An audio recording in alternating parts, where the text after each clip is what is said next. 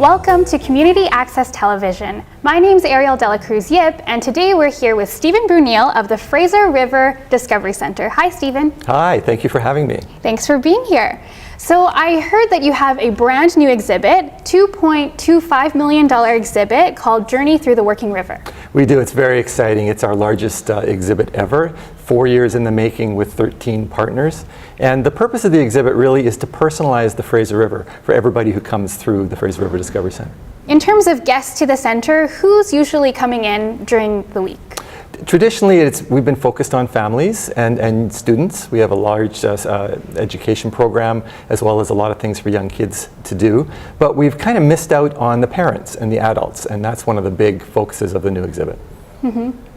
And so who curated the entire exhibit, and what experts did you kind of speak to and work with? Yeah, it was a real collaborative effort. We had a design team from a company called 3DS, which does exhibits all around the world. We had our internal staff as well. But I think one of the key things was our partners, some of the bigger companies, organizations, government agencies. They're the ones who provided us with the content and the understanding so that we'd actually build the exhibit and that it would work for a wide range of audiences. That's great. And what topics does the exhibit cover? It's pretty heavy hitting. I mean, our experience at the Discovery Centre is that people in New Westminster and I think in Metro Vancouver, they kind of take the Fraser River for granted. And we wanted to make sure that the Fraser River, particularly economically, has a huge impact on them. So we've built the exhibit for parents, for adults, for seniors, students, and of course young kids. So they can learn through hands-on, interactive, and fun just how important that river is to them in their daily lives. That's excellent. And the Fraser River Discovery Centre is also known as the voice of the Fraser. So can you tell us about the different initiatives that you've created to kind of be the voice of the Fraser? Sure, yeah, we call ourselves that because we advocate for the river. And we want to make sure that the river is protected and continues to be sustainable. So from an environmental perspective, sociocultural perspective, and an economic perspective. And to do that, we have a mix of exhibits. We have 2 floors, 17,000 square feet of exhibits. We have, as I mentioned, education programs. We have over 2,500 kids a year, grades K to 9, who come through from the North Shore all the way out to the Fraser Valley to learn about the river and learn some of the curriculum needs that their teachers have to teach them. Math, sciences, and social studies. So we have the kids programs, public programs obviously, where people can come and learn about that. We do events. Riverfest was just in late September. 10,000 people came down to the quay. And increasingly we're doing engagement. The river has a lot of issues associated with it. And we like to bring in experts to talk about those issues and really have a dialogue around what it means to people and what we can do about some of those issues. And I know you have the Faces of the Fraser event. We do, and we have one on Saturdays, usually every other month. And these are people who have either worked on the river or they've lived on the river, and they bring their personal or work experiences to talk to people. Our most recent guest is Professor Peter Hall from Simon Fraser University. He's an expert on port cities, and he's going to talk to people about New Westminster, how it's developed as a port city, and how that compares with some of the other port cities that he has researched all around the world. Mm-hmm. So there's a lot of talk about New Westminster being up and coming. Do you agree? I do. I mean, on a personal level, I've lived in New Westminster with my family since 1991 and seen a lot of changes that time, and frankly seen changes and then nothing comes of them. But I think now things are really changing. You know, obviously we think that we're part of that change. We have some new restaurants, some new things that people can come and see. We think there's enough that whether you're from Metro Vancouver or you're a tourist from outside of our province, you could come to New Westminster on the SkyTrain, you could spend half a day, and there's lots for you to do, and we think you'd want to come back. One other thing I want to ask about was the Fraser River Dialogues. Yes. Can you tell us a bit about what that's about and how is it different from Faces of the Fraser? Yeah, that one is really focused on issues. I mean, the Fraser River has obviously always been there and been of huge importance, but it's challenging because its uses both are they're economic, but they're cultural and they're environmental, as the largest salmon stream, for example, in Canada. But salmon are struggling, as one example.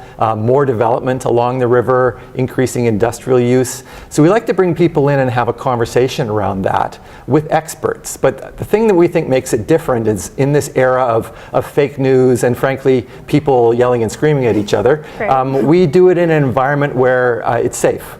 and people can come and know that no matter what their opinion is, as long as they express it in a safe and reasonable way, then we can have a conversation about that.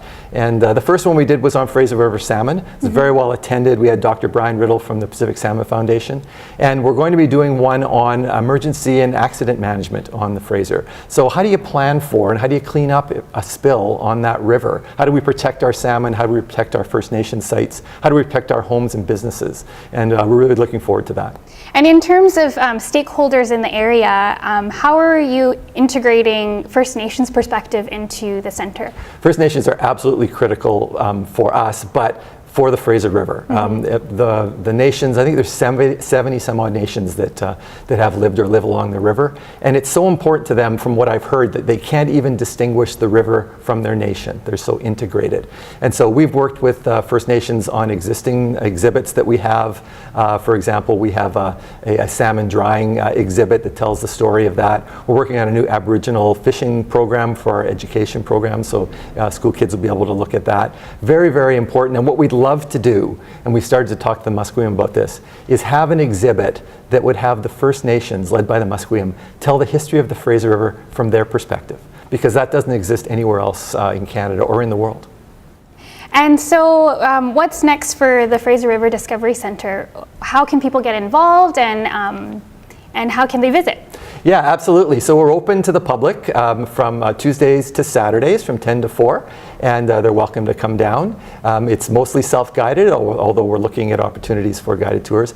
Getting involved is something we're really interested in. We are very small in terms of staff. We rely on volunteers, and we'd love people, if they're interested in the Fraser River from any perspective, to come and volunteer with us, and also to support us. We're a nonprofit. We start the year with zero money, like a lot of nonprofits, and so we're looking to find support for people. If you think that the Fraser River is important to you and you want to help us tell its stories and talk to people about it, then we'd love to see you support it. You can go to our website, www.fraserriverdiscovery.org, and there's lots more information. And I know you're on Twitter, you're on Instagram, also on Facebook. We can plug all of those in on the screen here so people can follow it. Absolutely. Yeah. And really, it's open to all. I mean, one of the things, for example, is Saturdays is our big day to the public. And we know from when my kids were little, parents are always looking for a place to bring their kids. And there's lots to do at the Discovery Centre. Part of the new exhibit is a tugboat.